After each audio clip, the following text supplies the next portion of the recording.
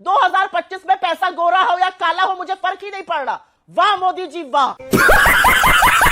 Agency कह रही थी भारत जो है ग्लोबल इकोनॉमी को पुल डाउन कर रहा था, आज भारत जो है ग्लोबल इकोनॉमी को पुल अप कर रहा था। एक सिंपल उदाहरण देखिए, ये बीच में ये डिफेंस पे 4,312 करोड़ का इनका एक्सपोर्ट था जब इन लोग की समय थी। जब हम लोग के समय में 80,000 करोड़ से ज्यादा तक स्थिति हो चुकी है। प्रदीप जी को भी दिखा दीजिए। कभी अमेरिका के आगे नतमस्तक, कभी चीन की शरण में। अरे नतमस्तक होते तो ट्रेड एग्रीमेंट हो जाता ना सुप्रिया जी। अगर आपको तू पे उतरना है तो फिर अच्छे से कीजिए। जवाब दूंगी, बिजली करने से होगा। अंजना जी थोड़ा सा सुनने का मादा रखिए। आप ज्ञान दे दीजिए, राष्ट्र के नाम संदेश। बिल्कुल, राष्ट्र के नाम संदेश देंगे। अगर आप पर्सनल होइएगा तो मैं भी पर्सनल होंगी, अगर आप पर्सनल होंगी तो मैं भी पर्सनल होंगी। अगर आपके अंदर दम है, दम मत कीजिए। ये कोई सड़क की लड़ाई नहीं है, ये सड़क की लड़ाई नहीं है कि दम है, औकात है, दिखा दो, सुन लो। ये सब की सड़क की लड़ाई नहीं है। A few moments later. तो चलिए शुरू करते हैं। अगर आज मोदी जी ने कम टैरिफ पर ट्रेड डील कर ली होती तो इसको master stroke of foreign policy और कॉमर्स मिनिस्ट्री बताया जाता, मोदी जी के कई गुणगान होते। आज जब वो नहीं कर पाए तो गोल पोस्ट चेंज करके स्वदेशी की बात हो रही है। बिल्कुल स्वदेशी की बात करिए, लेकिन सही पकड़े हैं। लेकिन पहला स्वदेशी काम आप शुरू करिए। आप जिस टेलीप्रॉम्प्टर से पढ़ते हैं वो भी, मोदी जी जिस टेलीप्रॉम्प्टर से भाषण देते हैं वो भी विदेशी है। तो ये थोड़ा सा मुझे अतिशयोक्ति लगती है। और अंजना जी एक चीज का मुझे आज दुख है, मुझे दुख इस बात का है कि जब आपने मोदी जी की बाइट को दिखाया जहां पर उन्होंने बोला मुझे फर्क नहीं पड़ता किसका पैसा हो, अरे हम तो फकीर आदमी हैं, झोला लेके चल पड़ेंगे जी। उस बाइट में उन्होंने आगे कहा रुपया पैसा काला हो या गोरा हो, 2012 में मैं काला धन वापस लाऊंगा, 2016 में नोटबंदी लगा के सारा काला धन वापस आने वाला था, 2025 में पैसा गोरा हो या काला हो मुझे फर्क ही नहीं पड़ रहा। वाह मोदी जी वाह। मैं इस देश की नागरिक हूं, कांग्रेस बीजेपी तो देखिए होता रहेगा। मैं इस देश की नागरिक हूं, मेरे देश में आर्थिक संकट आया है, मेरे देश के उन क्षेत्रों में जहां पर करोड़ों लोग काम करते हैं। आज आप ही के चैनल पर मैंने देखा है तिरुपुर से लेकर सूरत तक फैक्ट्रियां बंद हो रही हैं। बात तो सही है, आप ही के यहां मैंने न्यूज में देखा है ये। और अगर फैक्ट्री बंद हो रही है तो उसका असर लोगों पर पड़ेगा। क्या इस देश के प्रधानमंत्री को देश को संबोधित नहीं करना चाहिए? शाबाश। ये सूत्रों के माध्यम से सरकार कभी डिफेंस मिनिस्ट्री के सूत्र बोलते हैं, कभी फॉरेन अफेयर्स मिनिस्ट्री के सूत्र बोलते हैं, कभी कॉमर्स मिनिस्ट्री के सूत्र बोलते हैं। अरे $87 बिलियन का एक्सपोर्ट करते हैं हम यूएस को, कहां से उसकी भरपाई होगी मैं ये जानना चाहती हूं। ये गड़बड़े बाबा। पे ज्ञान वो लोग दे रहे हैं जिन्होंने इस देश में जब सत्ता छोड़ी थी, इस देश में current account deficit record high पे था, फ्रेजाइल 5 में इकोनॉमी थी। ये क्या बात करता है यार। हर आर्थिक एजेंसी कह रही थी भारत जो है ग्लोबल इकोनॉमी को पुल डाउन कर रहा था, आज भारत जो है ग्लोबल इकोनॉमी को पुल अप कर रहा था। एक सिंपल उदाहरण देखिए, ये बीच में ये डिफेंस पे 4,312 करोड़ का इनका एक्सपोर्ट था जब इन लोग की समय थी। जब हम लोग के समय में 80,000 करोड़ से ज्यादा तक स्थिति हो चुकी है। झूठ बोलो, बार बार झूठ बोलो। ये देश को इंपोर्टर बना के रखे थे, क्या बात कर रहे हैं, एक्सपोर्ट डबल हो चुका है। ये इनकी आर्थिक ज्ञान जो देश ने लिया था, देश का बेड़ा गर्क हो गया था। ट्विन डेफिसिट की बात लोग करते थे, करंट अकाउंट डेफिसिट और फिस्कल डेफिसिट, यही आर्थिक ज्ञान की वजह से। और इनका खुद का लॉजिक ये प्रूव कर रहा है कि प्रधानमंत्री नरेंद्र मोदी जी ने किसानों और एमएसएमई का हित रखे। ये क्या चाहती थी कि किसानों के व्यापार को खोल दें, भारतीय किसानों को नुकसान हो जाए। आज हम मिल्क के सबसे नंबर 1 प्रोडक्शन है। ये चुप है, ये क्या है? डेयरी का नंबर 1 प्रोडक्शन है और उसके आधार पर हमने यूके के साथ एफटीए किया। ये तो जाके आसियान के मुल्कों के साथ एफटीए करते थे जहां पे रिटर्न में हमको कुछ नहीं मिलता था। आशुतोष जी बोलिए। देखिए वो तो लाइटर वेन की बात थी। महत्वपूर्ण सवाल क्या है, दो चीजें बड़ी महत्वपूर्ण है। मुझे लगता है कि ये टेम्पररी सेटबैक है। क्यों मैं ये बात कह रहा हूं? इसलिए ये बात कह रहा हूं क्योंकि जिस तरीके से अलास्का में पुतिन और उसके बाद ट्रंप की मुलाकात हुई है। तू समझा? हाँ। नहीं तू समझा नहीं। उसके बाद से देर सवेर वो उस युद्ध को खत्म होना है और वो 3 महीने में खत्म होता है या 4 महीने में खत्म होता है, इसमें सिर्फ एक अटकल ही लग सकती है। क्योंकि रूस भी लंबे समय तक इस युद्ध को अफोर्ड नहीं कर सकता, यूक्रेन भी नहीं कर सकता और ट्रंप भी अफोर्ड नहीं कर सकते हैं। तो इसलिए ये टेम्पररी सेटबैक है, लेकिन सीरियस सेटबैक है। और मुझे लगता है कि इस टेम्पररी सेटबैक को अगर हम 1 साल के लिए मान ले तो ये कह सकते हैं कि हमारी जो एक्सपोर्ट है अमेरिका को, उस पर करीब $49.6 बिलियन का नुकसान हो सकता है। बात तो सही है।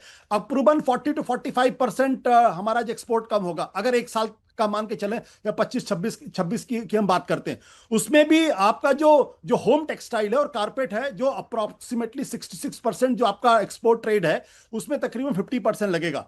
तो उसमें आपको ज्यादा नुकसान होगा। ये सारा का सारा सेमी स्किल्ड जो हमारा लेबर फोर्स है उसको नुकसान होने वाला। यही नहीं, अभी और सुनिए।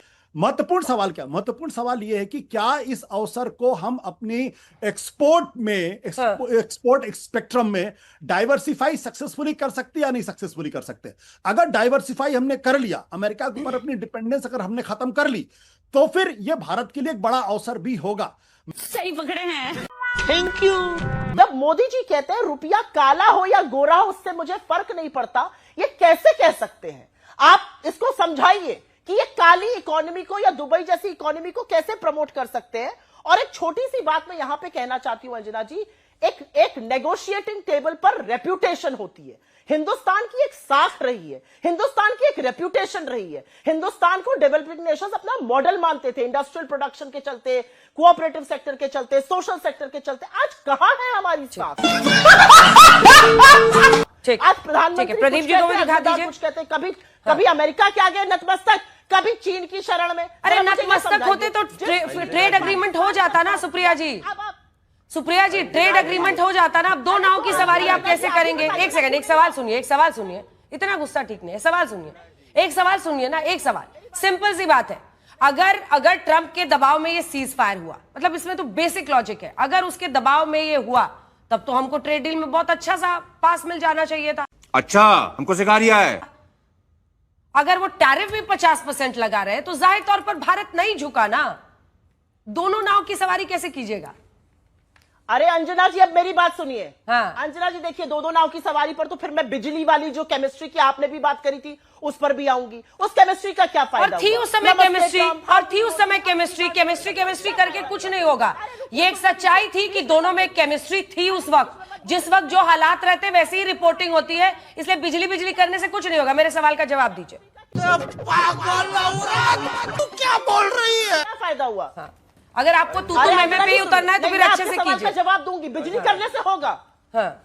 अगर रिलेशन अच्छे थे और दोनों एक दूसरे के साथ इस तरह से मिलते थे तो उसकी चर्चा वैसे ही होती थी और उसी तरीके से बोला जाता। आपकी रिपोर्टिंग की लाइंस निकालूंगी ना तो आपको भी 100,000 लाइंस ऐसी मिल जाएंगी। अगर आप तू मैं करना चाहती हैं तो शुरू हो जाइए। आप भी बोलिए, हम भी आपको बोलेंगे।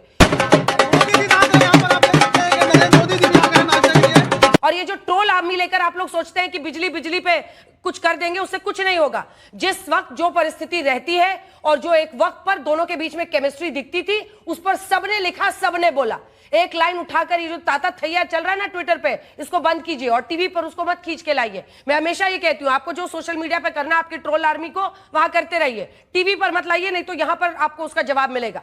अब वापस इश्यू पर आते हैं। दो नावों की सवारी करना क्या ठीक है? आप एक तरफ कह रहे हैं कि सीज फायर में हम दब गए उनके सामने, दूसरी तरफ हम 50% हम पर टैरिफ लग रहा है, तो दोनों कैसे हो सकता है? और अभी तो रुको, क्लाइमैक्स अभी बाकी है। शिकायत है अंजना जी, थोड़ा सा सुनने का मादा रखिए। आप ज्ञान दे दीजिए, राष्ट्र के नाम संदेश। बिल्कुल, राष्ट्र के नाम संदेश देंगे। अगर आप पर्सनल होइएगा तो मैं भी पर्सनल होंगी, अगर आप पर्सनल होंगी तो मैं भी पर्सनल होंगी, और मैं 100 बार पर्सनल होंगी। मैं आपको बता रही हूँ अच्छे से। ये क्या बात करते हैं यार?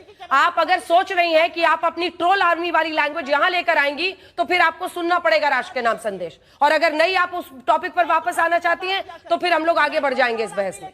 हाँ, तो आप टॉपिक पे आइए, स्टिक टू द टॉपिक, नहीं तो मैं भी पर्सनल होंगी। Stick to the topic ma'am, stick to the topic ma'am, stick to the topic ma'am. जिस वक्त जो केमिस्ट्री थी उस केमिस्ट्री की बात हो रही थी और उस केमिस्ट्री पर सब बोल रहे थे। चलिए अब वापस टॉपिक पर आइए। तो आप मेरी बात सुनिए, अगर आपके अंदर दम अरे है तो दम क्या सीन है? दम मत कीजिए, ये कोई सड़क की लड़ाई नहीं है। ये सड़क की लड़ाई नहीं है कि दम है, औकात है, दिखा दो, सुन लो। ये सब सड़क की लड़ाई नहीं है। Please you representing a national party, I am representing a national channel. Topic पे रहते हैं, वही सब दोनों के लिए अच्छा रहेगा। I don't want your ज्ञान, I don't want your 2 cents। मत लीजिए, I don't want मत लीजिए, आपका फायदा भी नहीं होगा। मैं पूछूंगी अगर ट्रेड फायदा बिल्कुल, जिस वक्त जो स्थिति थी उस पर रिपोर्टिंग की और उसी तरह से स्ट्रोक था, नहीं हुई तो मास्टर स्ट्रोक है। देश का मीडिया तो बीच में मत बोलिए। अब आपको बोलना है बोलिए, जब आप मेरे बीच में बोलिए, मुझे बोलने दीजिए 2 सेकंड के लिए। अगर ट्रेड डील हो जाती तो मास्टर स्ट्रोक था, ट्रेड डील नहीं हुई तब भी मास्टर स्ट्रोक है। तो मीडिया तो जो कर रहा है वो सबको दिख रहा आपका जो लेकिन बैकलॉग मैं है ना खुद तो- मीडिया वाला, वो जा नहीं रहा है, इसीलिए आप हेडलाइंस दे रही हैं। आज तक पर बैठी हैं, आज तक पर जो लिखा है सामने लिखा है। झूठ बोल रहा है।